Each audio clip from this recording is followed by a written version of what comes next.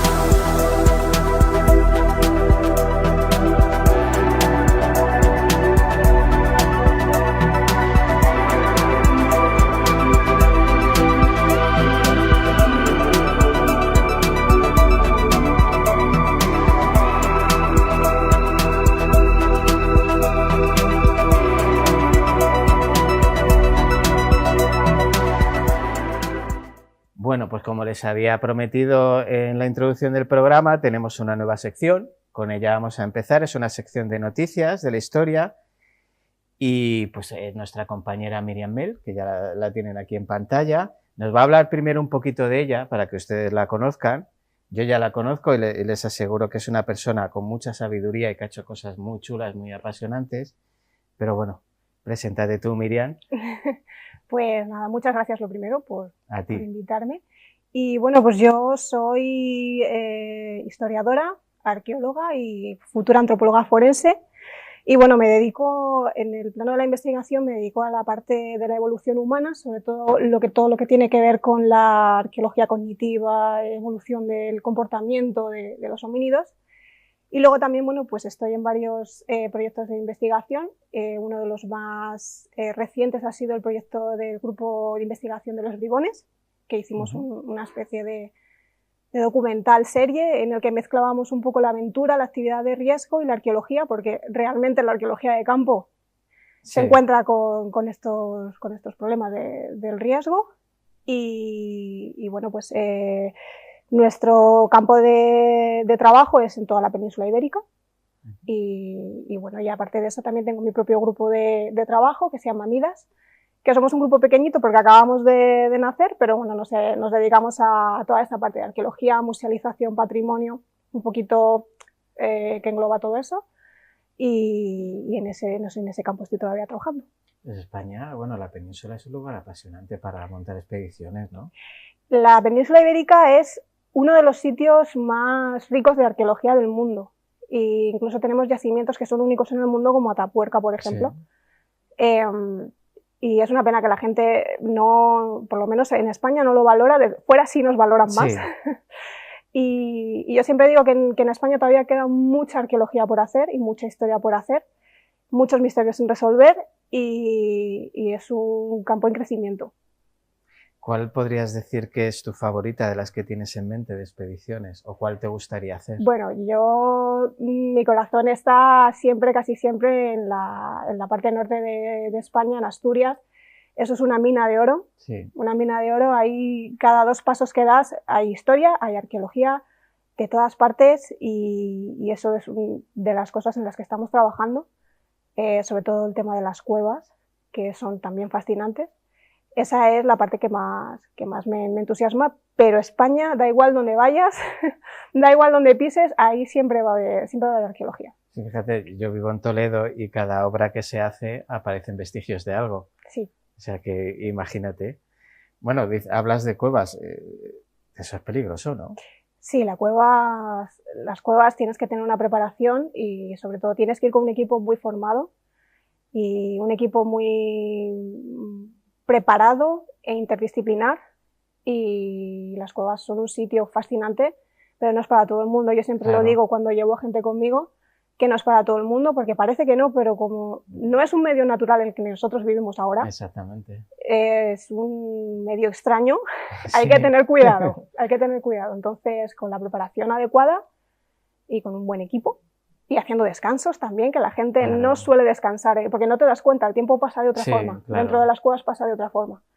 Entonces, haciéndolo bien, se puede hacer, pero hay sitios muy peligrosos. Sí, porque además en el cine, lo hemos hablado, siempre a los arqueólogos les presentan o bien como ratones de biblioteca que salen con la brocha despacito a quitar algo, o directamente son Indiana Jones o Lara Croft. Sí. No hay intermedio. Sí, lamentablemente es así. Hay arqueólogos que efectivamente son una hibridación, o sea, son las dos cosas. Claro. Pueden tirarse horas trabajando en un laboratorio y luego ir a campo y ser los más efectivos. Pero sí es verdad que a veces, a mí me ha pasado, te metes demasiado en la investigación, acabas metiéndote mucho en el laboratorio y te olvidas del campo, que es donde tienes que también que estar. A mí me apasionaría más los trabajos de campo. Son mejores, son más apasionantes. Sí, ¿verdad? Sí, sobre todo si trabajas en sitios en el que requiera un cierto riesgo y demás. Pues, la adrenalina es otra. Sí. Pero también en el laboratorio te llevas muchas sorpresas y agradables, entonces. Sí, también la adrenalina de encontrar, ¿no? De descubrir. Ese momento en que descubres algo tiene que ser maravillosa. Sí. Es maravilloso en campo y es maravilloso en laboratorio, pero un poquito más especial en campo, porque en campo, cuando tú encuentras algo por primera vez, algo que no ha tocado nadie desde la cronología que sea, ese sentimiento solo lo puedes vivir ahí, en ese momento. Y además es gracioso porque todos nos acordamos del primer hallazgo que hicimos, quién estaba a nuestro lado, la hora que era, o sea, es como que se te queda en la mente. Ser un subidón. Sí, se te ponen los pelos, o sea, yo recuerdo que se me pusieron los pelos de punta y tenía una profesora delante de mí, mi profesora Patricia, que estaba también muy emocionada y era bonito encontrar algo con una profesora que me había formado durante tantos años en la carrera. ¿Y qué encontraste? Pues encontramos una cerámica, seguramente de cronología campaniforme, todavía no sé muy bien, y lo más gracioso, aparte de que la encontramos prácticamente entera, solo un cachito roto, que justo se encontró al lado, lo encontró mi compañera de Sandra al lado, había 2 falanges dentro, que eso fue lo más original, que hacían 2 falanges ahí dentro, ¿no? Claro. Entonces, pero fue muy emotivo, la verdad. Tuvo que ser una pasada. Sí. Bueno, pues vamos a empezar con tu sección, ya que te conocemos un poquito más. Pues Miriam, cuéntame, ¿qué noticias me traes? Pues mira, la primera noticia que te traigo ha salido hace nada. El 27 de febrero se ha empezado a hablar de que se ha encontrado la identidad de Jack el Destripador. Ahí es nada. Ahí es nada. Bueno, todos sabemos que Jack el Destripador es un asesino en serie muy mediático, conocido mundialmente, que en 1888, pues, en Whitechapel, en la región de Londres, pues sembró un poco el pánico por esa serie de crímenes que hizo y nunca se descubrió el autor de esos crímenes. Sí, el mito al final lo crea por cómo lo hizo y porque nunca se le descubrió. Sí, más porque no se le ha descubierto que por las técnicas utilizadas. Lamentablemente ha habido más asesinos en serie en la historia que han hecho cosas parecidas, pero lo que esconde la leyenda de Jack el Destripador es no sabe quién es. Entonces es una búsqueda que todos los historiadores y toda la gente que se dedica al campo de forense está en búsqueda constantemente a ver si encontramos a Jack el Destripador. Y la noticia que traigo es pues que se ha hecho un análisis de ADN que se ha encontrado en un chal, un pañuelo, que se encontró en una escena del crimen de una de las víctimas de Jack, que era Charlotte Eddowes. Y bueno, pues se hicieron una serie de análisis de esa muestra de ADN y bueno, pues parece que apuntaba a un barbero de la época, un barbero polaco que se llamaba Aaron Kosminski. Y bueno, pues ya todo el mundo habla de que se ha encontrado la identidad de Jack el Destripador. Pero estos análisis tienen una serie de limitaciones. Sí. Lo primero es que, bueno, si realmente el pañuelo que estaba en la escena del crimen, si era de Charlotte Eddowes, luego también un poco la custodia del pañuelo, cómo ha llegado el pañuelo desde el siglo XIX ahora, sin contaminarse. La cadena de custodia no la veo yo muy fiable. Yo la pongo en duda. El ADN además es un material genético que enseguida se contamina con nada. Entonces, y una de las principales cosas que quiero que la gente tenga claro es que además el ADN que se ha encontrado es ADN mitocondrial. Y el ADN mitocondrial, nosotros tenemos 2 tipos de ADN, ADN mitocondrial y ADN nuclear, el ADN mitocondrial que se hereda de la madre solo nos permite rastrear linajes maternos. Eso es. Por lo cual, en este caso, al encontrar ADN mitocondrial, lo que estamos encontrando es un linaje de este señor, Aaron Kosminski, pero puede haber sido él, puede haber sido un hermano, un primo, un padre, o sea, el ADN mitocondrial nunca nos va a dar un individuo. Exactamente. Que sí nos lo podría dar el ADN nuclear. Pero el ADN nuclear lo que tiene de malo es que se degrada muy rápido y se contamina. Entonces es muy complicado y sobre todo pasando tanto tiempo encontrar el ADN intacto. Sí es verdad que esta noticia es positiva para el ámbito de forense, sí. Porque bueno, pues podemos ver, la gente puede ver cómo la genética, la arqueología, la historia se juntan, porque son disciplinas hermanas, y es interesante ver cómo se va avanzando. De ahí a decir que ya que el Destripador tiene un titular identidad llamativo que otra cosa. Sí, ¿no? es porque Jack no deja de ser un personaje mediático, entonces la noticia es el título un poquito amarillista. Se ha encontrado la identidad de Jack el Destripador. Tampoco se han podido acceder a esos análisis para que otros expertos los calibren. Entonces, ¿hasta qué punto? Son demasiadas limitaciones, demasiadas contrariedades como para darlo como verdadero. Lo que sí que es verdad que si se sigue investigando bien, pues algún día puede ser que se pueda conocer la identidad, aunque yo personalmente creo que nunca jamás vamos a saber quién fue. ¿Quién sabe? Nosotros lo tuvimos aquí en la primera temporada, creo recordar, que hicimos el programa y hablamos sobre Jack el Destripador y sobre Zodiac, con el paralelismo de la identidad. Y es igual, claro, cada investigación se quiere llevar el mérito de haberlo descubierto, pero yo creo que es casi imposible. La de Zodiac quizás, que está más cerca en el tiempo, quizás sea más sencillo algún día averiguar algo, pero aún así hablamos de casi 50 años de Zodiac. Es muy complicado que el ADN no se haya contaminado, degenerado, etcétera, etcétera. Es muy difícil.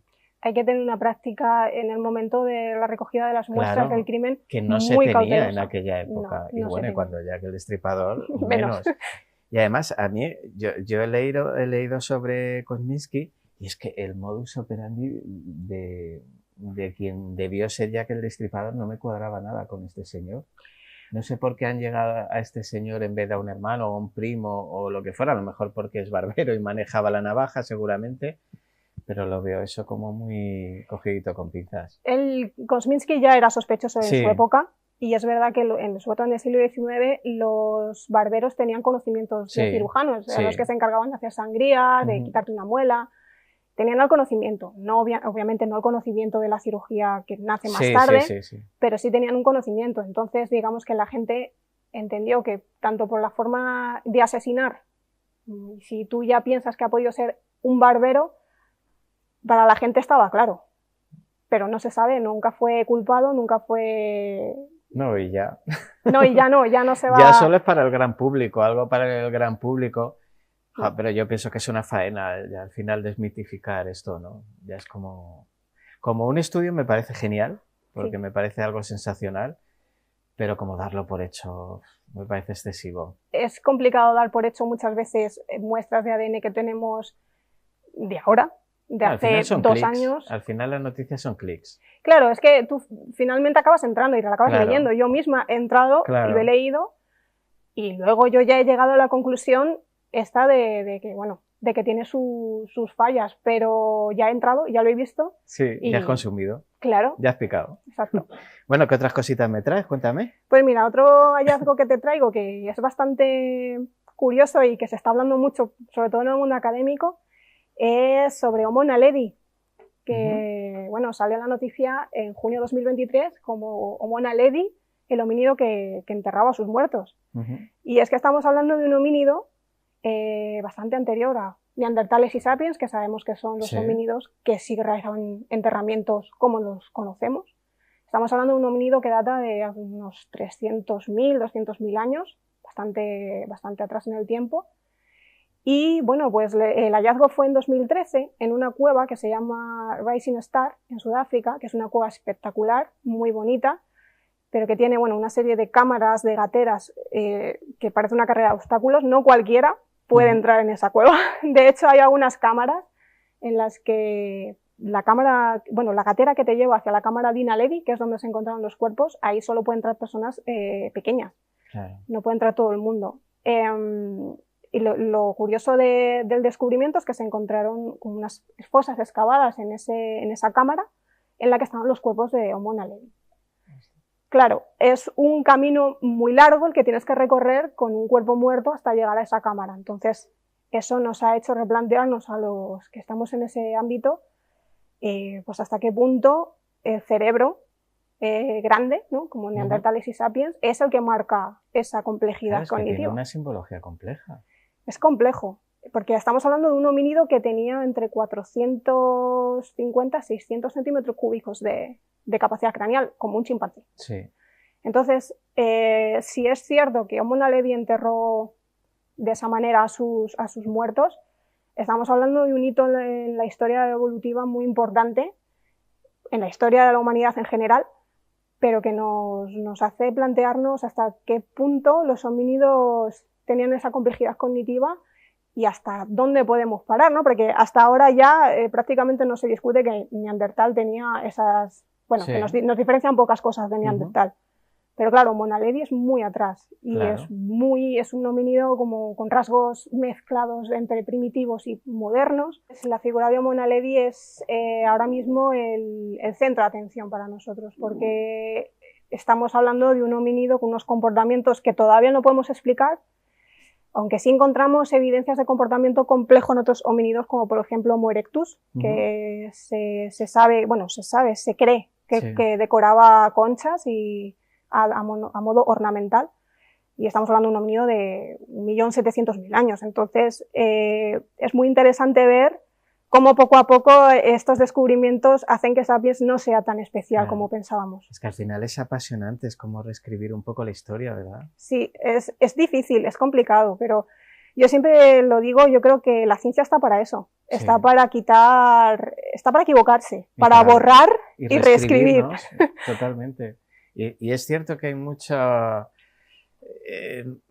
costumbre de no movernos de las conclusiones ya anteriores, pero por suerte hay una comunidad científica que sí quiere desafiar esas cosas. Sí, dentro de la comunidad científica es que te encuentras de todo, te encuentras posturas muy tradicionales que no quieren salir de ahí y es muy difícil luchar contra esa gente porque normalmente son gente que han conseguido cosas muy importantes. Claro.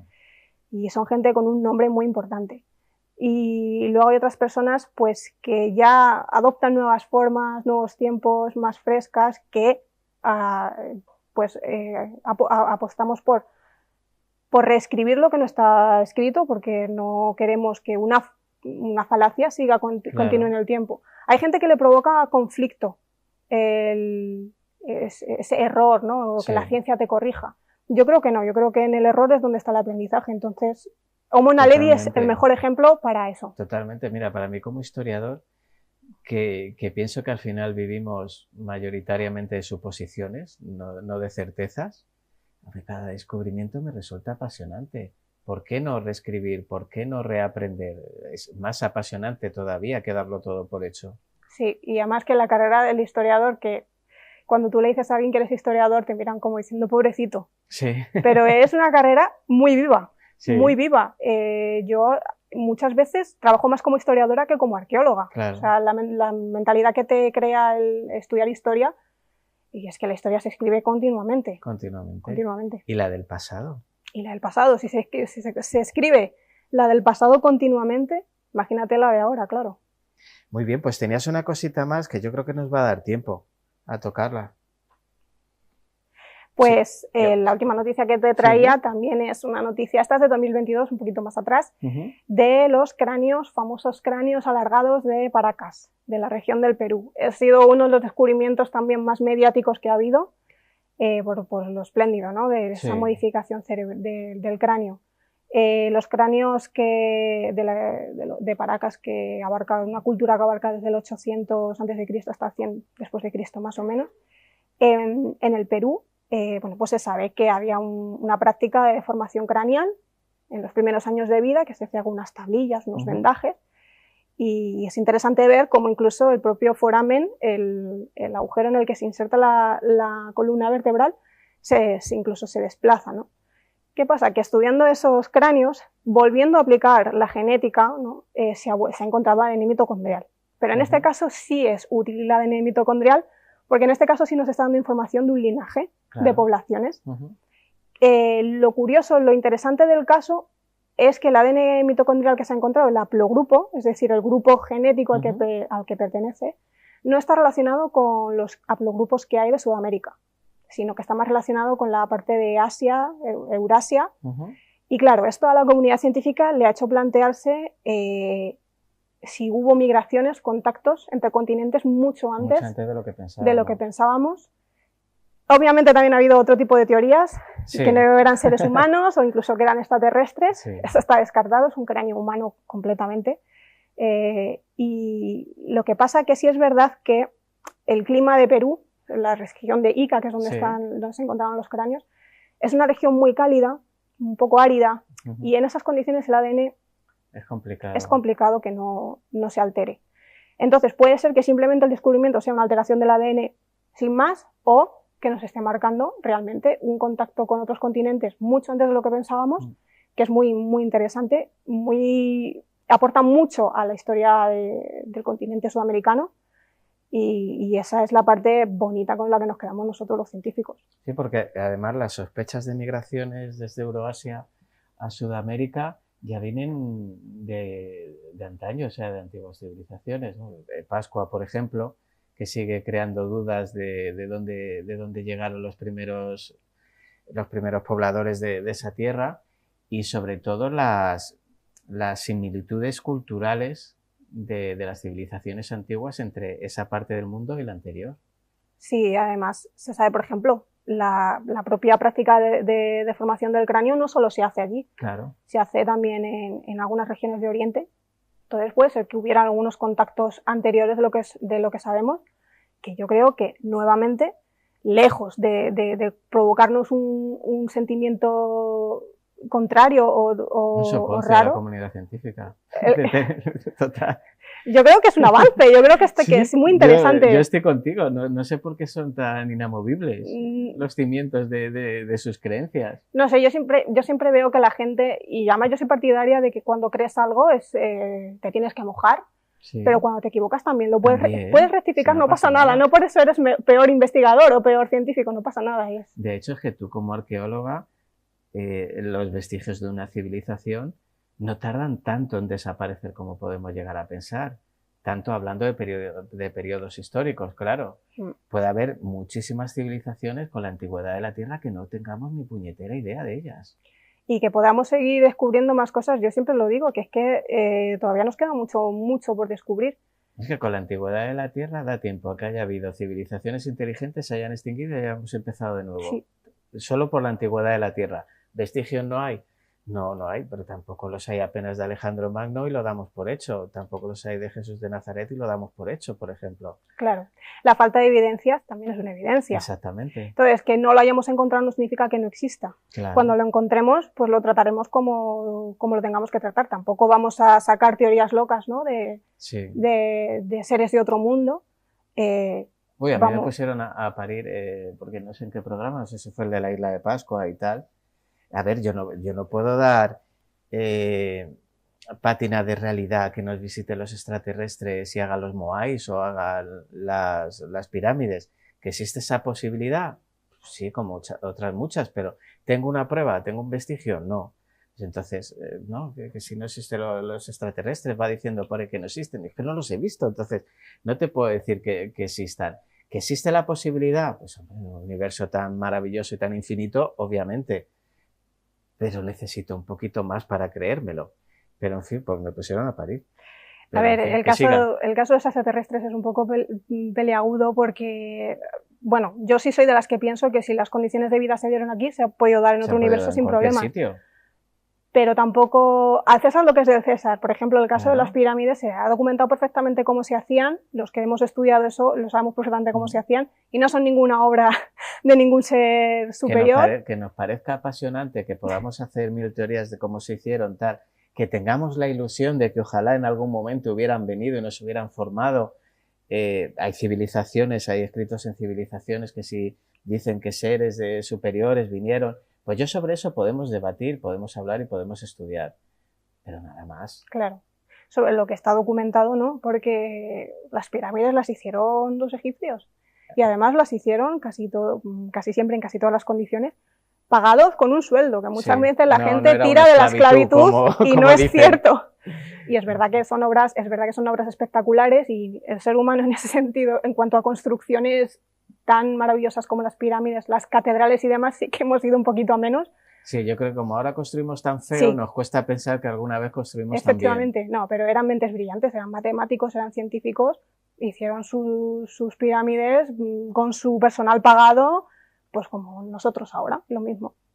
Muy bien, Miriam, pues nos quedamos ya sin tiempo. Pues un placer enorme haberte tenido aquí. Estoy deseando ya que llegue el próximo día y me traigas más noticias. Te traeré más noticias curiosas. Pues muchísimas gracias, Miriam.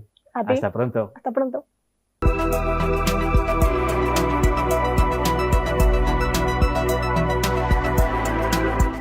Yo creo que la mayoría de nuestros espectadores conocen la leyenda de la Atlántida, esa tierra y civilización avanzada con tecnologías inimaginables para el ser humano de hoy. Pues bien, el célebre mito de Platón nos cuenta que en una noche de catástrofe, los dioses enviaron un escuadrón de incendios y terremotos tan intensos que el reino quimérico de la Atlántida se hundió profundamente en el océano para no volver a ser encontrado jamás. Platón llamó Atlantis a esa tierra y en sus textos la sitúa frente a las columnas de Hércules, lugar atribuido al estrecho de Gibraltar, que señalaba el límite del mundo conocido en aquel entonces. Desde entonces, historiadores y buscadores de misterios han intentado, sin éxito, todo hay que decirlo, descubrir la ubicación de tan fantástico lugar. Y como aquí, en Enigmas de la Historia, nos va la marcha a desentrañar los mitos, vamos a mostrarles nuestra hipótesis favorita. Vamos con ella.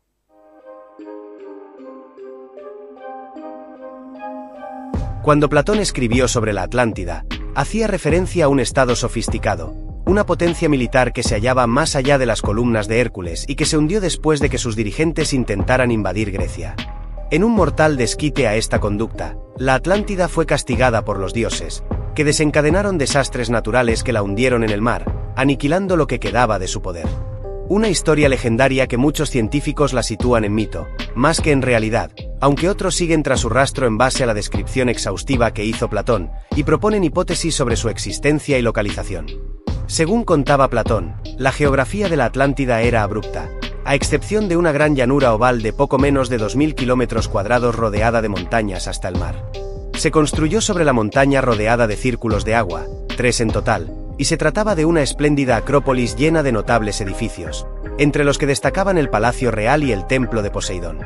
Construyeron un gran canal, de 50 estadios de longitud, para comunicar la costa con el anillo de agua exterior que rodeaba la metrópolis, y otro menor y cubierto, para conectar el anillo exterior con la ciudadela. Cada viaje hacia la ciudad era vigilado desde puertas y torres, y cada anillo estaba rodeado por un muro. Narraba que los muros estaban hechos de roca roja, blanca y negra sacada de los fosos, y recubiertos de latón, estaño y oricalco. Una de las últimas propuestas en esta maravillosa búsqueda de la Atlántida la sitúa sumergida en las aguas costeras de Sanlúcar de Barrameda. El documentalista y productor Michael Donnellan se instaló en esa localidad en 2019, aunque ya había empezado a explorar vestigios arqueológicos en la costa de Cádiz 3 años antes. En sus investigaciones trata de demostrar que a unos 4 kilómetros de la costa yacen los restos de esa ciudad que desapareció en un solo día y una noche aciaga. Parece ser que en sus búsquedas ha encontrado 3 muros bajo el mar de hasta 450 metros de longitud que habrían pertenecido supuestamente a la ciudad descrita por Platón en Taimeo y Critias. Los ejes de estas infraestructuras forman unos semicírculos, y la distancia entre los 3 es la misma, en concreto de un estadio 184 metros. Además, se ha hallado una piedra con forma hexagonal de unos 6 metros que podría ser la base de una estructura. Sin embargo, este hallazgo comenzó a fraguarse algo antes en el tiempo, concretamente en 2013 cuando 2 buzos volvían de hacer unas inmersiones por el Golfo de Cádiz. De pronto en su equipo sonda, comenzaron a ver unas anomalías muy curiosas en una zona que les resultó extraña. Después de varias pasadas los equipos se quedaron completamente vacíos de oxígeno y no pudieron seguir con la búsqueda. Tras unos días, los buzos volvieron a la zona y tras hacer una primera inmersión reconocen que no habían visto jamás nada igual. En apenas unos minutos se toparon con unas estructuras homogéneas, que formaban unas especies de bloques que conforman una muralla, y que estaban colocadas como se hace ahora con los ladrillos. El azar hizo, con una cerveza en mano, que ambos buzos conocieran a Michael Donnellan, arqueólogo y director de cine, quien mostró mucho interés en sus descubrimientos. Conscientes de que con sus equipos era bastante complicado saber lo que había realmente en el fondo marino, contactan con la empresa Prisma, que se encargaría de plasmar en un plano los elementos existentes bajo el mar. El equipo de investigación halló bajo el mar un muro de mayor tamaño, 63 metros de largo y 5 metros de alto, y una anchura de 2,4 metros. Y otro segundo muro, de menor tamaño, 28 metros de largo, con una altura de 4,2 metros y 2,3 metros de ancho. Descubrieron además que parte de estos muros estaban destruidos. Continuaron con la batimetría y obtuvieron un plano general de la zona, hallando una fila de muros, que repiten, pueden ser naturales o artificiales, que entre varios de estos muros alcanzan una longitud de 450 metros. Los ejes de estos muros forman una especie de semicírculos. Todas las piedras caídas de los muros se encuentran al norte de los mismos, un dato a destacar por los investigadores. En total son 3 muros los que se han podido encontrar hasta el momento, y la distancia entre todos ellos es la misma, en concreto de un estadio, 185 metros. El primer muro, el que se encuentra más alejado de la costa, es el que presenta un peor aspecto, con una mayor deformación. Otros de los descubrimientos ha sido el hallazgo de una piedra con forma hexagonal de 6 metros según la medición del escáner, que para los buzos visualmente es complicado de apreciar debido a la baja visibilidad. Está situada al norte del primer muro, y los investigadores sospechan que podría ser la base de alguna infraestructura. Sería maravilloso que el mito fuese real y encima tan cerca de nuestras costas, ¿verdad? Esa es la cuestión. ¿Han descubierto la Atlántida? Michael Donnellan lo tiene claro, sí. Para los investigadores más cautelosos, sobre todo para mí también, pues eso, yo creo que hay que ir con cautela. Hay tantas civilizaciones que desconocemos y que pueden enterrar los mares y océanos, que lanzar así las campanas al aire pues, puede terminar en decepción. Yo entiendo la emoción de Michael Donnellan, han hecho un trabajo fantástico, pero yo creo que a pesar de las coincidencias, cautela. Y bueno, la pregunta, ¿y ahora qué? Pues el futuro de las investigaciones sobre este hallazgo es muy incierto, la verdad. Los investigadores señalan que han podido escanear solo una cuarta parte de toda la superficie en las que ellos creen que habría restos de una hipotética ciudad bajo el mar. Al final, pues como todo, pues este es un tema de dinero y sin financiación el tema se encuentra muy parado. Solo nos queda por ahora seguir soñando con que esa tierra tan utópica forme parte de nuestro pasado, pues como otras tantas y maravillosas civilizaciones. Y como dice el Corcho, personaje de la novela El librero de la Atlántida de mi admirado Alejandro Pimentel, la Atlántida existió y estuvo cerca de aquí, no más a 40 millas. Bien, pues hoy para despedir Enigmas de la Historia, nos visita Jaime Angulo. Bienvenido, Jaime. ¿Qué tal, Roberto? Un placer tenerte aquí. Igualmente. Él es escritor, tenemos aquí su obra, los monstruos que habitan en la piel. Y pues nada, cuéntame un poquito sobre estos monstruos que habitan en la piel. Pues nada, la historia comenzó hace 4 años, como por 2020, en la época de la pandemia. Y a mí, como siempre me ha gustado mucho escribir, de siempre, pues empecé a hacer relatos de terror en un pique con mi hermano. Así, y tirando del hilo, saqué 1, 2, 3, 4, y al cabo de 4 años ya tenía una antología de relatos cortos y pensé, pues, ¿por qué no intentar publicarlo? O digamos ya pensar en una publicación de la obra pues un poco más allá del mero placer de escribir, porque yo en ningún momento tenía, o al menos hace unos años tenía en mente ni siquiera la posibilidad de poder publicar. Y entonces, pues nada, muy contento. Todo lo que ha venido adelante ha sido una gran sorpresa, la verdad. Pero para llegar aquí te tienes que dedicar a algo relacionado con Sí, las letras y la creatividad, ¿no? Sí, yo he sido mucho tiempo redactor creativo, copy, una agencia de publicidad.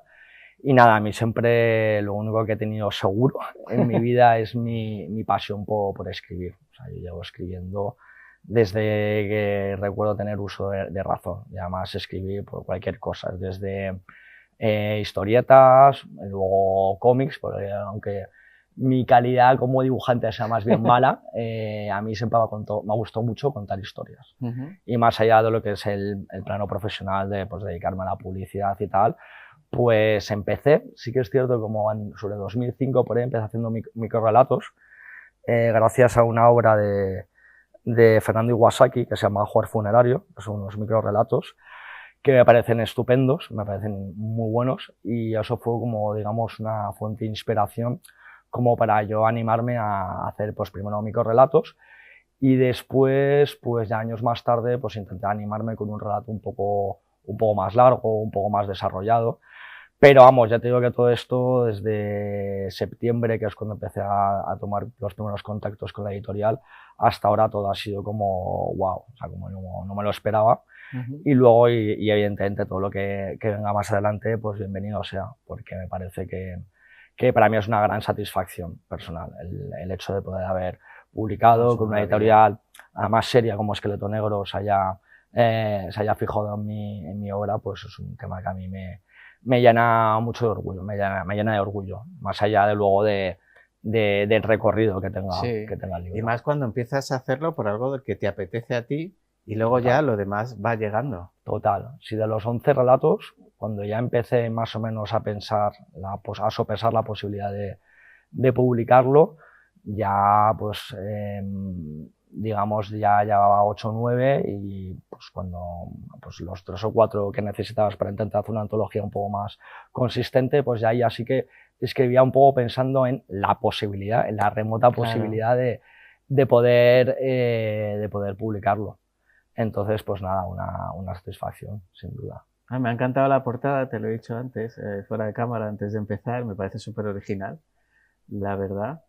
Y pues, ¿me puedes adelantar un poquito de sinopsis? Bueno, son varios cuentos, claro, lo hemos dicho, pero cuéntame un poquito de qué rellenan esos cuentos. Ok, bueno, la portada, anotar que la hizo mi hermana, que es ilustradora, y nada, y súper guay, yo la dejé a toda ella en plan la libertad como para que compusiera ahí una historia ahí que concuadrara un poco con mis cuentos.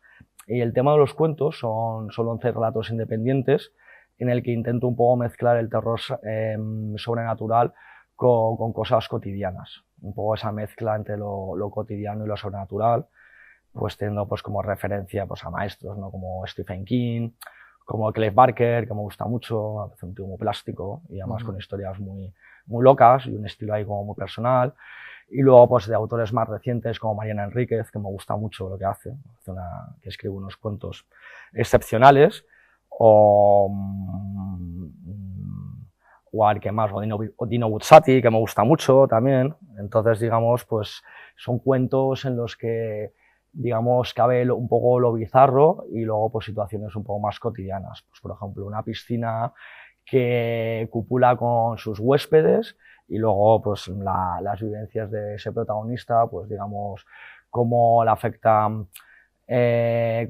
a su vida, pues desgracias, ¿no? Por ejemplo, como puede ser un cáncer y demás, y luego eso juntándolo pues con historias, a lo mejor una clásica historia de fantasmas por ambiente de una piscina. Luego tengo otro en el que hablo un poco del terror escatológico. Cojo una criatura mitológica, un poco de segunda fila, que no mucha gente conoce, que es Bonacón, que es una especie de bisonte, ¿no? que excreta llamas y bueno, y ahí también me busqué una historia, pues fusionándolo un poco con lo que es una agencia de publicidad. Los personajes trabajan en una agencia de publicidad, luego uno se va a un viaje por el este de Europa y le ocurre una serie de cosas ahí que pueden tener un poco de relación con cosas un poco de Lovecraft, ¿no? En plan de monstruos que forman parte de un ritual y demás. Luego tengo otro que es una especie de leyenda urbana en el metro de Madrid. Luego tengo algunos que son de un futuro apocalíptico. Otras pues tienen un poco de conspiración política. Hay una que hago un homenaje a los hermanos Grimm, a Hansel y Gretel, ambientado un poco en la Edad Media. y sí que es cierto que en el libro hay temas que se repiten y en los que yo, digamos, o estoy obsesionado o fascinado. Te sientes cómodo. Claro, justo. Eso es que se dice que siempre hay que escribir sobre lo que Claro. a uno le gusta y tal, pues eso es clarísimo. Porque sobre los demonios que nos atormentan. Efectivamente, con los demonios interiores, efectivamente. Lo veo como muy, muy visual, ¿no? Es una obra como muy visual. Sí, hay gente... O sea, como que te vienen las imágenes de lo que estás leyendo hay gente a la cabeza. Que me ha dicho que efectivamente, que a la hora de leer los cuentos y tal, pues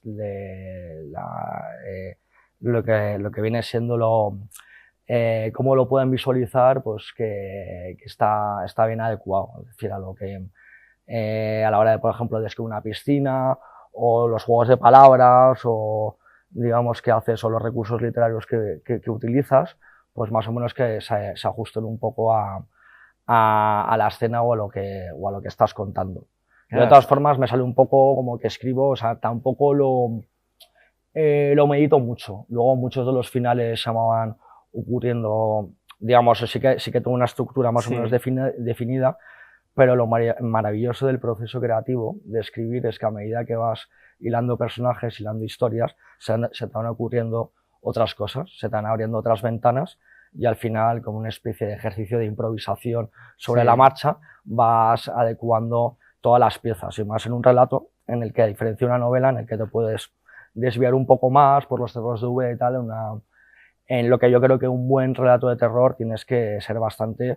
O sea, quitar bastante paja, ser bastante conciso, una especie de pieza de relojería en el que estaría mal si alguna pieza sobrara. Evidentemente todo tiene que encajar bien, algunos estarán mejor, otros peor, a algunos les gusta más o menos, pero es un poco ese reto creativo de hacer una historia en el que cuentes lo esencial, para que realmente lo fundamental es que el lector se entretenga y vea que tenga ritmo, que el desarrollo pues más o menos sea coherente con lo que uno escribe y que al final pues el resultado sea de bueno, me parece que ha contado lo que tiene que contar en el tiempo que lo tiene que contar y en la forma que tiene que contarlo. Yo, cuando hablabas de la forma de escribir, lo de la estructura, es cierto que sí tengo una estructura de inicio, de continuidad, no siempre de final, y los espectadores que me perdonen esta palabra, pero luego al final los personajes, los cabrones, hacen lo que quieren conmigo. Tienen vida propia. Tienen vida propia y van haciendo lo que les da la gana y es lo apasionante al final de escribir, sobre todo en un mundo tan libre, ya no del relato corto, sino en un mundo tan libre del terror, del suspense, donde te puedes saltar todas las reglas que tú quieras saltarte. Total. O sea, y me parece unos temas maravillosos, justamente por eso, porque te da esa libertad que creo que no te dan más géneros. Fíjate, yo por ejemplo tengo esta es histórica y tenía que ser cuadriculado en muchísimas cosas. Las referencias históricas, claro, las citas. Pero en cambio esto es una libertad creativa de que se te vaya la olla como quieras. Total, y me parece maravilloso. O sea, para ti y para el lector. O sea, yo soy muy consumidor de estos libros y me encantan, me chiflan. Primero, me encanta pasar miedo de todos los tipos, desde psicológico a escatológico, de los espíritus, de los asesinos, no sé, soy masoquista, me encanta pasar miedo. Pero a mí también, eso, el tener la libertad de hacer lo que te dé la gana. Sí, es lo bueno que tiene la ficción. Sí que es cierto que ahí puede haber alguna referencia a lo mejor histórica y demás, pero vamos, son cosas que más o menos ya se presuponen un poco y lo que es el desarrollo de la historia o el devenir de los personajes es completamente libre, efectivamente. Y además, ¿qué edad tienes tú? Yo voy a cumplir 40 en 2 semanas. Claro, pero 85. Tú al final, imagino que has tenido también, yo voy a hacer 47, no, he hecho 47, no lo voy a hacer más, solo los hago una vez. Pero imagino que tienes también muchas influencias televisivas que teníamos nosotros nos criamos con Videoclub, te llegó el Videoclub a ti. Me llegó el Videoclub. Entonces, pues teníamos que si los cuentos asombrosos, los Creepshow, también nos llegaba mucha literatura pulp de los años 60, 70, en cómics como El Víbora, por ejemplo. Sí. Entonces, eso eran unas influencias maravillosas. Maravillosas. A la hora de que nuestra imaginación se ejercitase, creciese. Sí, sí, fíjate, a mí las dos películas que más me han impactado a mí, o que más me lo han dado, han sido, pues mira, El Exorcista, que la vi con 13 años y hizo ¡bomba! Una maravilla. Claro, yo con 13 años, eso fue un boom en mi cabeza. Y luego, no contento con eso, al año siguiente me vi El Ente, que es de Sidney J. Esa es la película que más miedo me ha dado a mí en la vida. Un terror posmedio, pero de días y días, con un final espeluznante. Yo no sé si la gente la conoce, porque yo hablo con mucha gente y no la conoce. Es que es una peli ochentera que se quedó ahí un poco. Es Bárbara Hirsch, sí, de Bárbara Hirsch, de Sidney J. Fuhr, que es el de Superman 4. Un peliculón brutal, sí, con unos efectos especiales brutal, para la época. Para la época, brutal. Fantásticos. Brutal. Mira, se me pone la carne de gallina, porque, vamos... Iba a decir, bueno, final, me cago de miedo cada vez que la veo. Y mira que me la sé, pero me da igual. Sí. No. Y además tiene una música, tiene un sentido de ritmo. A lo mejor muy bien construida. Muy bien construida. A lo mejor abusa un poco del plano corto. Sí. Pero me parece una gran película. Aquí. A mí me impactó sobremanera. Y luego, por ejemplo, los 80, pues muy fan de Pesadilla en Elm Street, muy fan de los Gremlins. A mí los Gremlins me fascinan. Los Gremlins 2 incluso me fascina todavía más. Es una de mis pelis navideñas. Total. Una peli artesanal, desvergonzada, con mucha mala leche. A mí, y luego, sobre todo este tema de los bichos, de esa sangre verde. Critters. Yo soy muy fan de Critters. Soy muy fan de Critters 1 y de Critters 2 también. Y sí que es cierto que en eso a lo mejor se puede reflejar, pero luego intento, pues en los cuentos te me meter referencias claro. Un poco poperillas, ya sea pues de música, de alguna mención, pues algún escritor o tal, o con cosas pues sobre todo vividas en los 90, porque bueno, yo realmente, aunque en mi época más de adolescente creciendo sea los 2000, yo crecí pues eso, muy en los 90, con los videoclubs y demás. Sí. Y luego los 90, la verdad que también hay cosillas guays, pero era como los nuevos románticos otra vez, era un terror diferente. Hombre, que está muy bien, pues está el Drácula de Bram Stoker, que me parece yo con Drácula, hay una cosa curiosa, es que yo me enamoré de Mina Harker. De llamarse, que es raro, porque es una novela episcopal, ¿no? Es una novela que son cartas. Sí. Pues no sé yo cómo me obsesioné con Mina Murray, que luego pasa a Mina Harker, y luego de ahí pues me llevó, fíjate, a verme la película de Francis Ford Coppola, y tuve una obsesión un poco rara de adolescente con Winona Ryder, lo hace muy bien, y luego pues empezase a verme un montón de películas de esta mujer, mejores o peores. Fantástico. Pero tenemos un clásico, Beetlejuice. Sí, Beetlejuice, otro. Que es un clásico que también se puede denominar terror. Sí, pero sí, un terror, digamos, un poco más gamberro, es una idea de olla, es una idea de olla y claro, con una fuerza visual, pues es lo que tiene Tim Burton. Pero Tim Burton tiene un talento visual que tal, y todo eso a lo mejor pues lo puedo mamar un poco también, porque yo sí que es cierto que en los cuentos cobra mucha importancia lo que es la descripción del entorno, y un poco cómo se monta, se genera esa atmósfera. Y eso, pues claro, te vienen obras como la de Beetlejuice, que digamos, con esa atmósfera tenebrosa, ¿no? Con ese nuevo gótico que le ponen. Me pasó lo mismo también otra obra que me cautivó, son Los mundos de Coraline. Que no la he llegado a ver. No la he llegado a ver. Buenísima, me gusta incluso más, que muy del estilo de la de Halloween, ¿cómo se llama esta peli? La de el Skeletor, sí, la de Pesadilla antes de Navidad. La Pesadilla antes de Navidad, efectivamente. Y nada, y total, sí, todas esas referencias las tengo. Es que son referencias maravillosas. Sí. Y luego el tema de que den miedo o no, es que claro, miedo relativo. Claro, ¿Qué te da miedo a ti? ¿Qué le da miedo a él? Claro. Yo creo que lo que sí que puedo hacer una buena obra literaria de terror es dejarte a lo mejor un pozo malsano, dejarte, digamos, esa tensión o esa sensación, ¿no? Después de leerlo, de cierta reflexión, ¿no?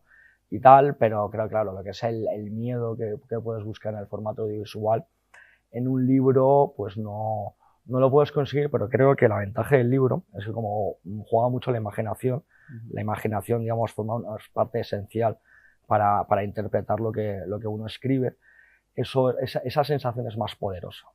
Yo creo que a mí los libros que me han influido a mí me han dejado un pozo, al menos, tanto como por ejemplo, las grandes películas, ¿no? Y además, tampoco para sentir terror, tampoco te tienes que ir a lo que es la ficción o al género de terror específico, ¿no? O sea, a mí, por ejemplo, la trilogía de Don Winslow, del poder del perro, a mí esa trilogía me hizo boom en la cabeza. O sea, ver todo lo que, digamos, todo el desastre, ¿no?, del narcotráfico, que como se junta con la política, con la lucha contra el comunismo en Latinoamérica y demás, y digamos que la reflexión de Don Winslow en ese libro me parece brutal y da pavor, y a mí me impactó muchísimo, Y luego también, que lo cito por ahí, 2666, de Roberto Bolaño, que digamos, aunque las ambiciones literarias sean diferentes, porque acá El poder del perro es más un thriller, y esto, pues digamos que son cinco libros en uno, pero a mí ese libro me fascinó, y la parte central, que habla sobre los feminicidios en Ciudad de Juárez, es una cosa que siempre me ha perturbado muchísimo, de siempre, digamos, la tragedia, ¿no?, que hay en Latinoamérica y especialmente en México con el problema de los feminicidios, que no es otra cosa que un cúmulo de, digamos, como un síndrome. No es un mal en concreto, sino es un síndrome total, de una serie de causas que afectan al pueblo mexicano. Y desde aquí es un mal de muy difícil resolución, porque claro, una cosa que lleva 30, 40 años produciéndose de manera tan impune, pues luego la solución no va a ser fácil, no va a ser nada fácil. Y digamos, todo eso, de todas esas obsesiones que tengo yo, también en cierto modo se reflejan, al menos en algunos cuentos de la antología. Al final, ¿qué es el terror? A lo largo de nuestra historia, cada generación tiene que la aterroriza, y dentro de cada generación, cada persona. Pues los antiguos les daba miedo el fuego, pues de la generación siguiente a nosotros, pues, no sé, bueno, y también hay cosas que luego vuelven, los vampiros de vez en cuando van, vienen, etcétera, etcétera. Hay películas de vampiros de los 2000 que a mí no me producen ningún tipo de sensación, ni buena, ni mala, ni regular. O sea, nada, no me despierta nada. Y si acaso otras, como Déjame entrar, que es una gran peli, pero digamos que lo de los vampiros es una cosa que, digamos, que no es, o sea, sí que es importante ponerlo esencial, ¿no?, porque habla de otras cosas, es más... no me he leído el libro en el que está adaptado la peli, pero a mí la peli me maravilló. Sí, pero yo, por ejemplo, veo ahora un Nosferatu y me siguen cogiendo más. Sí, es que Nosferatu... Sí, además me vi hace poco en el cine.